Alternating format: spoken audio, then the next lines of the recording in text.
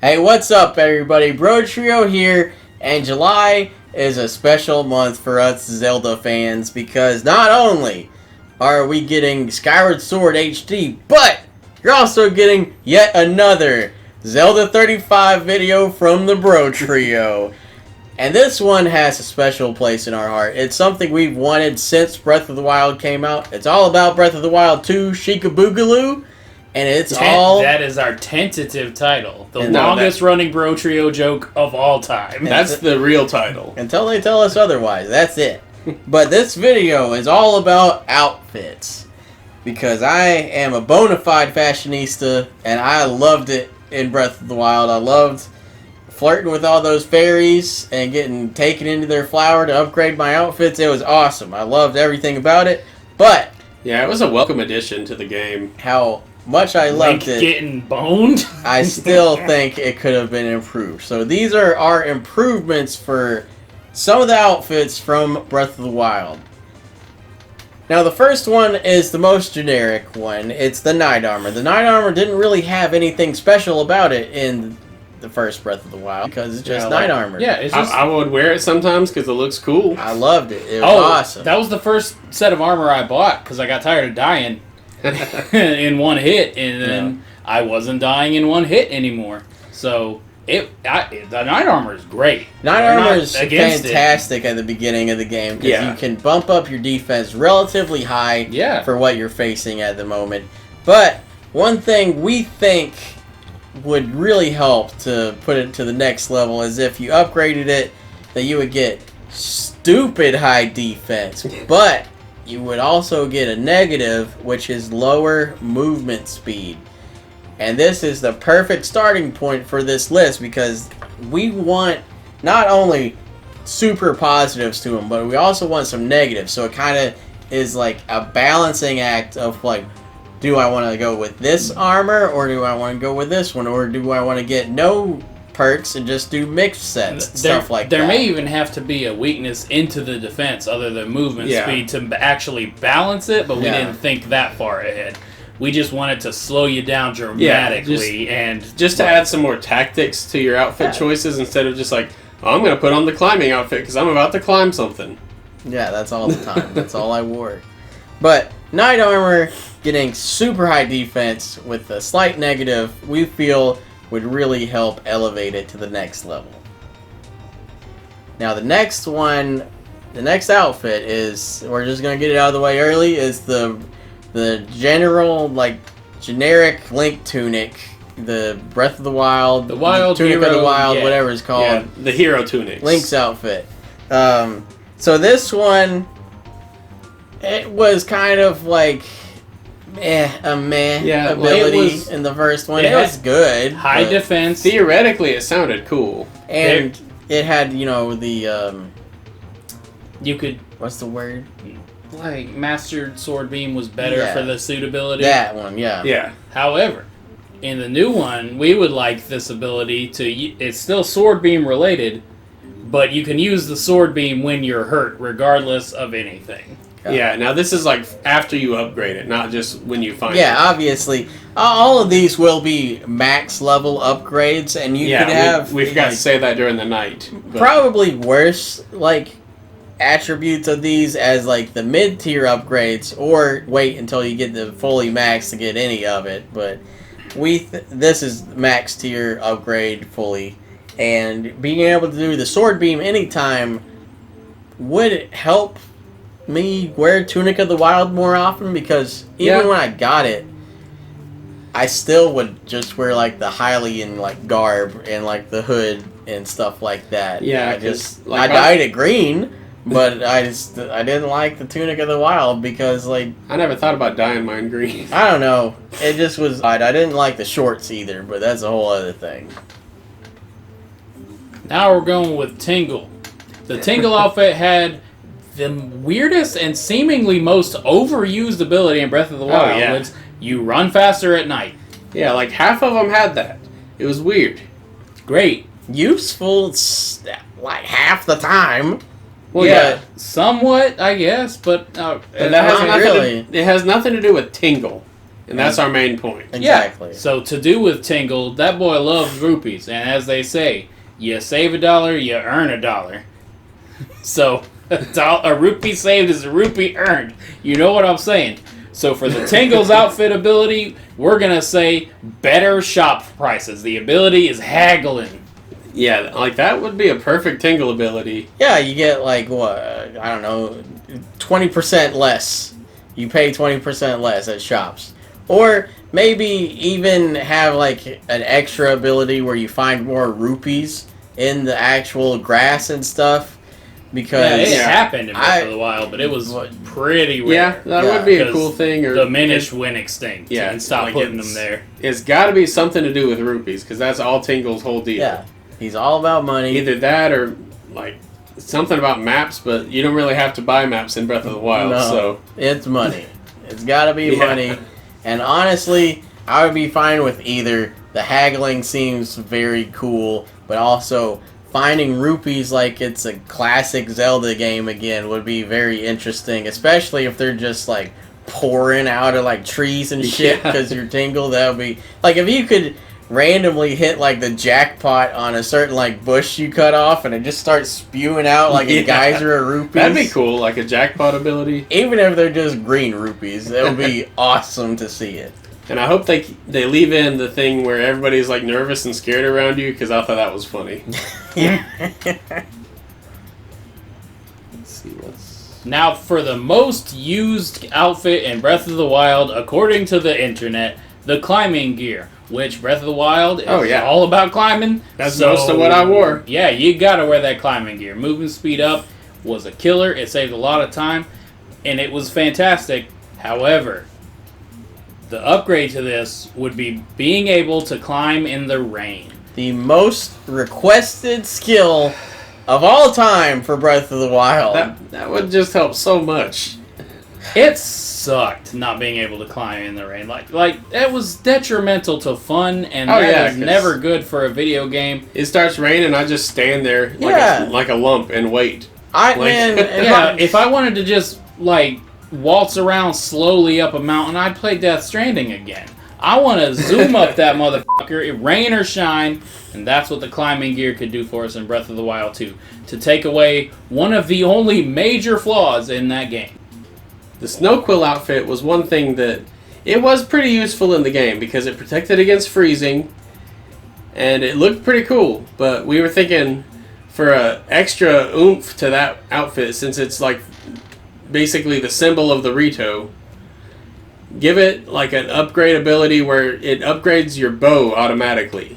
So like you get a ×2 bow, no matter what bow you're using. Because a lot of the Rito bows shot 3 arrows anyway, so make all the ones as default shoot 3. Just add 2 to everything. If it shoots 3, shoots 5 now. Yeah. Or like 2, I mean. That would be such a cool way to go about doing that, because also, that would inspire me to wear that outfit more often. Yeah. And also, making you completely unfreezable would be a pretty cool bonus as well. That's already the case. Damn it.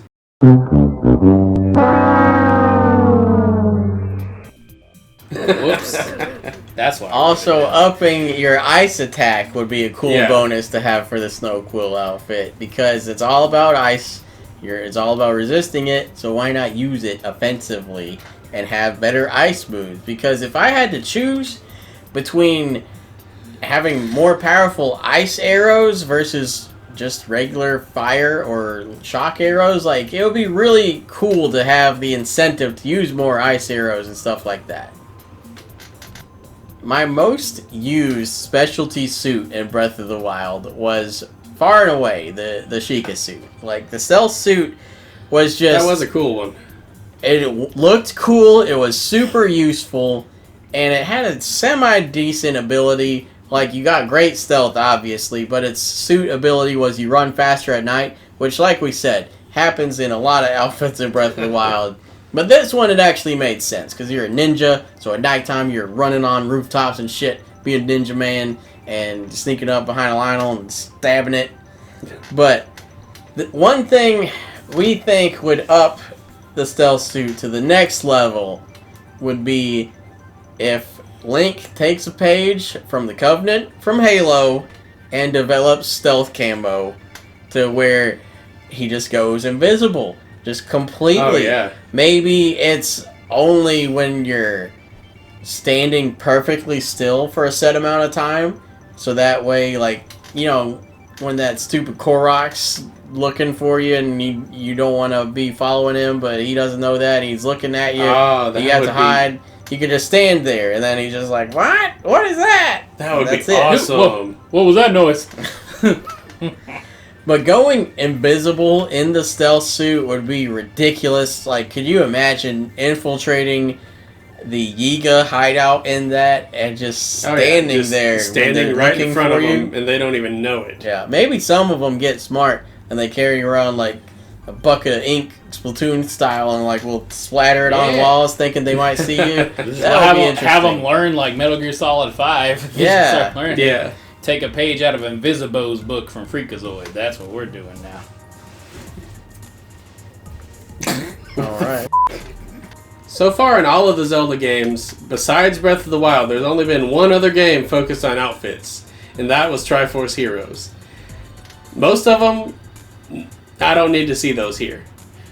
But the cactus outfit, I absolutely loved that, because you're just dressed like a cactus, you walk around, if something bumps into you, it gets hurt or dies.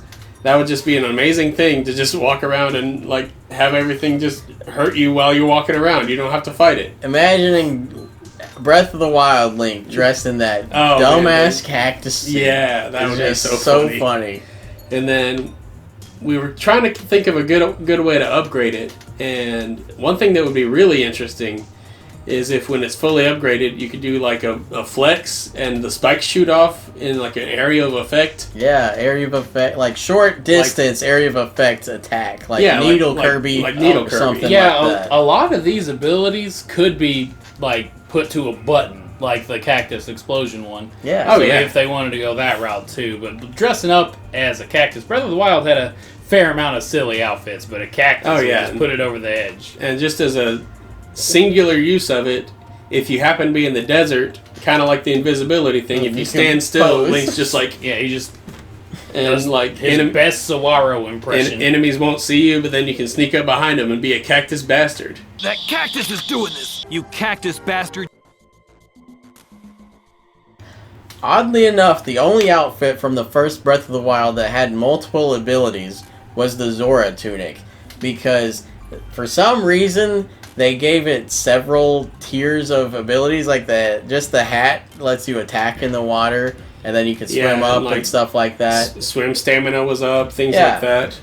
All okay, but the one, and this is reaching pretty far because they need to introduce a whole other mechanic, but if you could breathe underwater, old school style, just swim up under there. Tunic. That was one of my favorite parts of Twilight Princess, was swimming into Lake Hylia and exploring underneath it. Oh yeah, because they already let you swim up a waterfall, so why not let you swim down in the water too? Yeah. Now, obviously, they'd have to add in the ability to go underwater for this. That's a whole world under there anyway. It's a whole thing.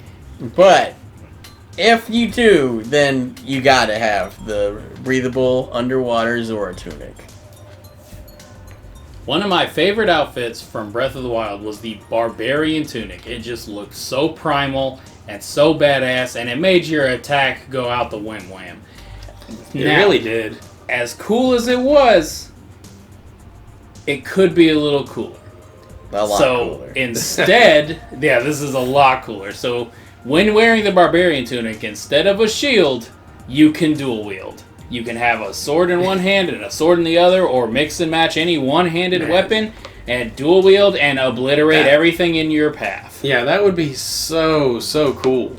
Now this one does come with a negative caveat, because weapon degradation does not go away. So you're degrading two weapons at once. You have no shields.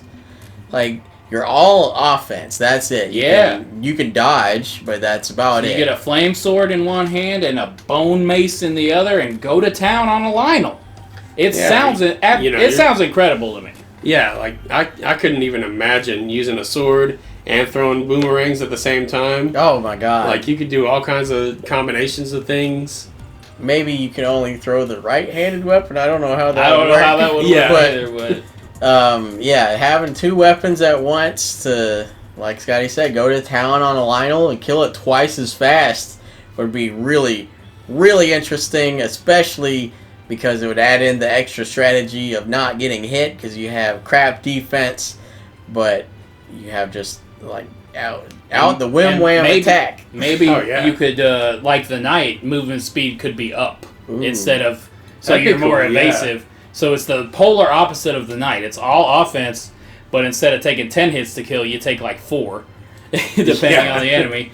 But your movement speed is up, so you're harder to track and harder to hit. So you're just that would zipping be around, zip-zapping, hip-hopping. You can tell I love dual blading from Monster Hunter and from this, because I'm trying to set this up where Link is a dual blades user. The final outfit we're going to talk about today is where you got outlandish with assuming they're doing underwater and dual blades. Yeah. But this is still topping it. This is way sillier, and we want it so bad. The ancient armor was very cool in Breath of the Wild. It had the ancient proficiency up, so you did better damage and stuff with the ancient weapons. It looked cool. You had Guardian Resist. But that was it. And I mean, those are all good. But we ain't going for passive bonuses in a lot of this. This is active bonus time. There is one that I could think of that if they want to go a more realistic route, maybe have like the Guardians don't actively target you while you're wearing it or something like that. Yeah, maybe something like that, but like the Moblin mask. But I much prefer our more fun option that we came up with. A laser out of the helmet.